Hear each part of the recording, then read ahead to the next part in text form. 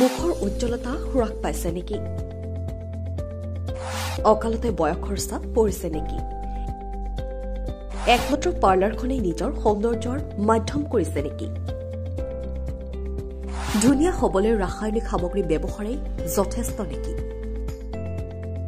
কিদৰে ল'ব শৰীৰৰ যত্ন?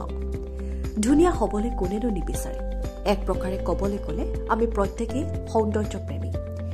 সেয়েহে প্ৰত্যেকেই কম বেছি পৰিমাণে সৌন্দৰ্য চৰ্চা কৰে। প্ৰতিগৰাকী মহিলাই ধুনীয়া হৈ থাকিবলৈ বিচাৰে, কিন্তু ছালত বিভিন্ন ধৰণৰ ৰাসায়নিক সামগ্ৰী ব্যৱহাৰ কৰাৰ ফলত ছালখন বেয়া হৈ খুব সোনকালে বয়সীয়াত দেখা যায়।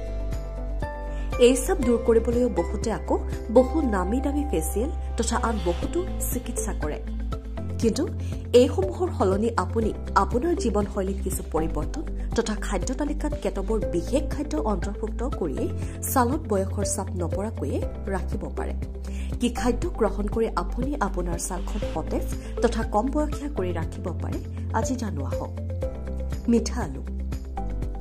মিঠা আলুক অত্যন্ত পুষ্টি সমৃদ্ধ বুলি গণ্য কৰা হয়।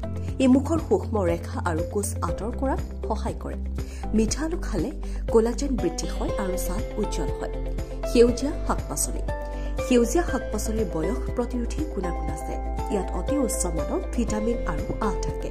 এই পুষ্টিবোৰ দৈনিক গ্ৰহণ কৰিলে ছাল উজ্জ্বল হৈ উঠে। বিলাহী। এণ্টি এজিং খাদ্যৰ ভিতৰত বিলাহী অন্যতম। বিলাহীত পোৱা লাইকোপেন নামৰ পুষ্টিয়ে ছাল টান কৰাত সহায় কৰে আৰু ছালক সূৰ্যৰ ক্ষতিকাৰক ৰশ্মিৰ পৰা সুৰক্ষিত কৰে। বিলাহীতো ভিটামিন চি পোৱা যায়, যিয়ে ছালত কোলাজেন নিৰ্মাণত সহায় কৰে। ডালিম। ডালিম কেৱল শৰীৰৰ বাবে নহয়, ছালৰ বাবেও অতি উপকাৰী বুলি গণ্য কৰা হয়। ডালিম খালে ছালৰ সূক্ষ্ম ৰেখা আৰু কোষ দূৰ হয়। ইয়াক নিয়মীয়াকৈ আহাৰত অন্তৰ্ভুক্ত কৰি আপুনি ছাল টান কৰিব পাৰে। কণী আৰু মাছ।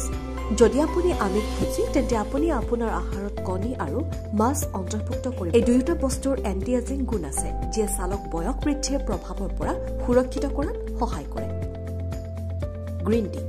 গ্ৰীণ টি কেৱল ওজন হ্ৰাসৰ বাবেই নহয়, ছালৰ বাবেও খুবেই উপকাৰী। গ্ৰীণ টি নিয়মীয়াকৈ খালে ছালৰ কোষবোৰ স্বাস্থ্যৱান হয়। ইয়াৰ বাহিৰেও ই ছালৰ উজ্জ্বলতা আৰু আৰ্দ্ৰতা দুয়োটা বজাই ৰখাত যথেষ্ট পৰিমাণে সহায় কৰে। News desk report, NETV।